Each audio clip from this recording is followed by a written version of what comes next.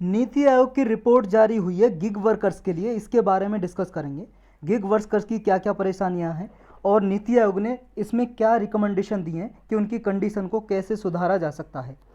Gig workers क्या होते हैं? गिग वर्कर्स होते हैं, जैसे आपने देखा होगा आपके घरों पे अमेजन या फ्लिपकार्ट पे जब कोई ऑर्डर करते हो तो डिलीवरी बॉय आता है, वो क्या है? गिग वर्कर हैं, गिग कर्मचारी या गिग वर्कर्स। जैसे स्विगी या जोमेटो से आप मंगाते हो कुछ खाने पीने के लिए, तो वो सब क्या है? गिग वर्कर्स हैं। तो ऐसे गिग वर्कर्स के लिए रिकमेंडेशन दी है कि इनके लिए सोशल सिक्योरिटी प्रोवाइड करनी चाहिए, ऐसा नीति आयोग ने कहा है। नीति आयोग तो आप जानते हो क्या है? इंडिया का थिंक टैंक है। ये एक non statutory non constitutional body है, ओनली एग्जीक्यूटिव बॉडी है नीति आयोग। पहले इसका नाम प्लानिंग कमीशन हुआ करता था। 1 जनवरी 2015 को प्लानिंग कमीशन का नाम चेंज करके नीति आयोग रख दिया गया।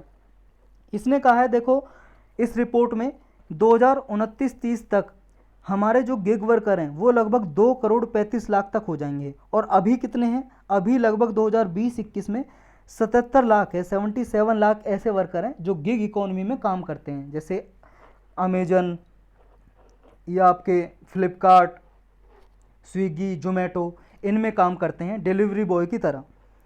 और क्या क्या फाइंडिंग की गई इस रिपोर्ट में? इस रिपोर्ट में कहा कि वर्क का प्लेटफॉर्माइजेशन करो। प्लेटफॉर्माइजेशन का क्या मतलब होता है? इसका मतलब ये है वर्कर की एक नई क्लासिफिकेशन निकालो। जैसे अभी क्या है, वर्कर हैं कर्मचारी, उन्हें 2 क्लास में क्लासीफाई किया जाता है, 2 कैटेगरी में। एक है फॉर्मल और एक है इनफॉर्मल लेबर। फॉर्मल आप जानते हो जिसको सोशल सिक्योरिटी इंश्योरेंस वगैरह मिलता है, जैसे गवर्नमेंट में कोई काम करता है अधिकारी, अब उसे अगर मान लो छुट्टी करेगा तो उसे मान लो सिक है, बीमार है, तो उसके भी पैसे मिलेंगे। उसे हफ्ते में छुट्टी भी मिलेंगी, शनिवार के जो एतवार आता है, संडे आता है, सैटरडे संडे या संडे की तो छुट्टी मिलेगी मिलेगी, यानी कि महीने में 4 बार। कोई फेस्टिवल है तब भी छुट्टी मिलेगी। वो हो गए फॉर्मल सेक्टर में। इनफॉर्मल सेक्टर में मान लो कोई दुकान पे काम करता है, तो भाई साहब अगर वो आदमी अपनी दुकान खोलेगा संडे को भी, तो उसे संडे को भी आना पड़ेगा वर्कर को। उसे सिक लीव नहीं मिलती, अगर वो छुट्टी करेगा तो उसके पैसे काट लिए जाएंगे उस दिन के, चाहे वो बीमार हो चाहे कुछ भी हो। सोशल सिक्योरिटी भी नहीं है, मान लो उसका पीएफ वगैरह भी नहीं कटता है, प्रोविडेंट फंड में कोई पैसा नहीं जाता है, पेंशन वगैरह का कोई प्रोविज़न नहीं है, कोई इंजरी हो जाए, चोट लग जाए तब भी कोई प्रोविज़न नहीं है, हेल्थ इंश्योरेंस नहीं है, तो ये इनफॉर्मल लेबर हो गई। तो अभी सिर्फ 2 कैटेगरी हैं, फॉर्मल और इनफॉर्मल। तो इनके अलावा एक नई लेबर की क्लासिफिकेशन की जाए गिग वर्कर्स के लिए, जिनका नाम हो प्लेटफॉर्म लेबर। ये कहा इस रिपोर्ट में नीति आयोग ने। रिपोर्ट में देखो गिग वर्कर्स को 2 कैटेगरी में क्लासिफाई किया जा सकता है, ऐसा रिपोर्ट में कहा। एक है प्लेटफॉर्म वर्कर और दूसरा है non platform gig workers. Platform gig workers कौन कौन से होंगे? देखो ये वर्कर वो होंगे जो काम करते हैं ऑनलाइन सॉफ्टवेयर पे, अपने घर बैठे बैठे ऑनलाइन सॉफ्टवेयर पे कोई काम कर रहा है, डिजिटल प्लेटफॉर्म पे कोई काम कर रहा है, तो ये हो गए प्लेटफॉर्म वर्कर, यानी कि एक प्लेटफॉर्म पे काम कर रहे हैं। नॉन प्लेटफॉर्म गिग वर्कर्स वो हो गए जो कैजुअल वेज वर्कर हैं, जो क्या है, जैसे काम करेंगे आज की तनख्वाह मिल गई, सैलरी मिल गई, या महीने में सैलरी मिलती है। जैसे अमेजन के हो गए, अमेजन पे काम करते हैं डिलीवरी बॉय, या अपने ऑन अकाउंट वर्कर हैं जो उस पर काम करते हैं कन्वेंशनल सेक्टर में, पार्ट टाइम या फुल टाइम जॉब करते हैं, वो सब नॉन प्लेटफॉर्म गिग वर्कर्स में आएंगे। तो ये 2 कैटेगरी याद रखनी है, 2 कैटेगरी में बांटने की बात की है नीति आयोग ने इस रिपोर्ट में, एक प्लेटफॉर्म वर्कर और एक non platform worker. Platform worker online software digital platform पे काम करेंगे और ये इनका कैजुअल वेज वर्कर होंगे नॉन प्लेटफॉर्म गिग वर्कर में।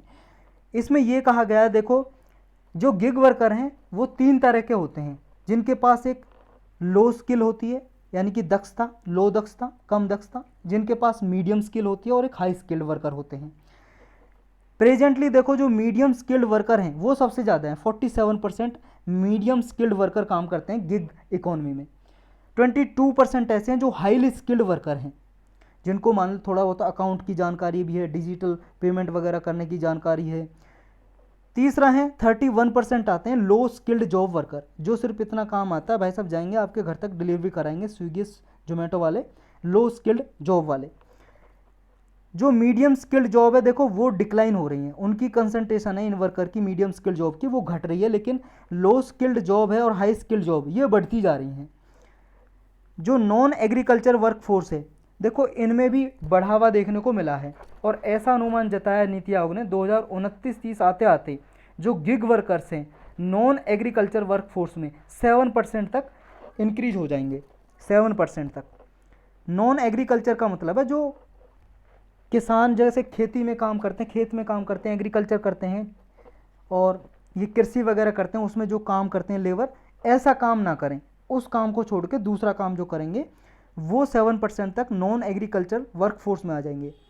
और जितनी भी हमारे इंडिया में टोटल वर्कफोर्स है, ऐसे गिग वर्कर्स हैं या नॉन एग्रीकल्चर वर्कफोर्स, वो 4.1% होंगे टोटल वर्कफोर्स जितनी भी हमारे इंडिया में रहेगी 2029-30 तक।